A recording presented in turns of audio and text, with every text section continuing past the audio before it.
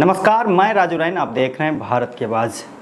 हम लोग यही सुनते आ रहे हैं, मुख्यमंत्री नीतीश कुमार जी बिहार के लिए बहुत काम किया है। लेकिन नीतीश कुमार जी और क्या क्या किए हैं शायद आप नहीं जानते हैं। चलिए, 2005 में जब बिहार में सरकार बदली थी, उस समय राज्य पर कुल बकाया देनदारियाँ आउटस्टैंडिंग लायबिलिटी जो लगभग 42,000 करोड़ बकाया कुल बिहार पर थी। सरकारी वित्तीय रिपोर्टों में 2004-2005 के अंत में यह आंकड़ा 42,483 करोड़ बताया गया था। बिहार सरकार पर कुल कर्जा लगभग 4 करोड़ से 4.25 लाख करोड़ के बीच बताया जाता है।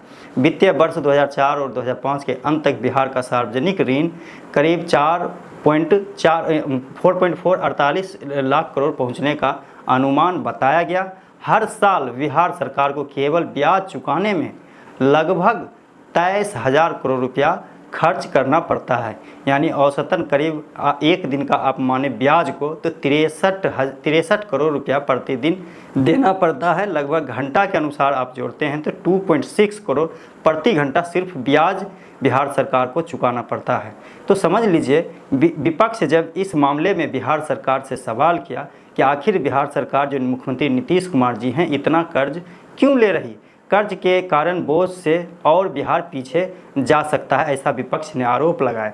तो उसी दौरान मुख्यमंत्री नीतीश कुमार जी अपना पक्ष रखा और उन्होंने जवाब दिया कि हम कर्ज सड़क, पुल, शिक्षा, स्वास्थ्य जैसी योजनाओं के लिए हम कर्ज ले रहे हैं। पुराने कर्ज का भुगतान, कर्मचारियों का तनख्वाह और पेंशन, राज्य की आय कम होना, जैसा कि नीतीश कुमार जी विपक्ष को जवाब दे रहे हैं। बिहार की अपनी टैक्स आय अपेक्षाकृत कम है, इसलिए केंद्र सरकार की सहायता और उधार पर निर्भर ज़्यादा रहती है। आसान भाषा में आप समझ सकते हैं कि अगर बिहार की आबादी लगभग 13 करोड़ मानी जाए तो औसतन हर नागरिक पर करीब 27,000 रुपया का कर्ज एक आदमी पर बैठता है। हालांकि बहुत पुल पुलिया का निर्माण हुआ, कितना पुल तो निर्माण के दौरान ही टूट गया, फिर बनाया गया, फिर जो है लगातार वो आप खबर में सुनते होंगे कि जो है पुल पुलिया लगातार बनने के दौरान टूट जाता है।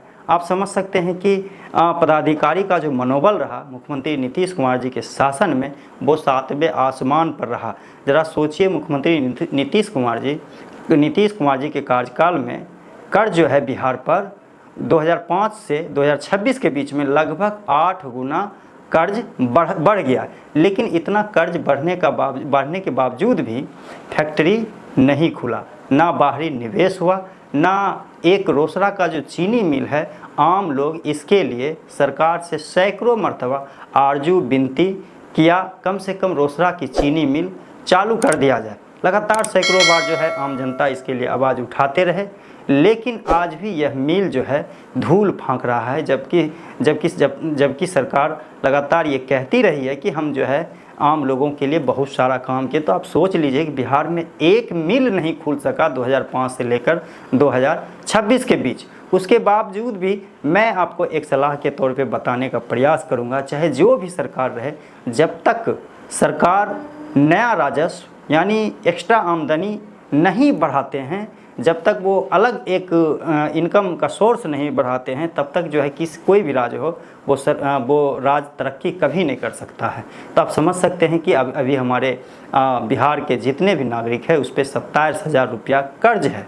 तो आप सोच लीजिए कि तरक्की नहीं कर सकता। फिलहाल बिहार वासियों का जो जीवन है, समझिए एक तरह से वो ईएमआई लोन से कट रहा। हम सब लोन की ज़िंदगी जी रहे हैं, ईएमआई की ज़िंदगी जी रहे हैं। देखिए, खबर बनाने का असल उद्देश्य आप तक जो ये जानकारी थी वो पहुंचाने के मकसद से ये खबर बनाया।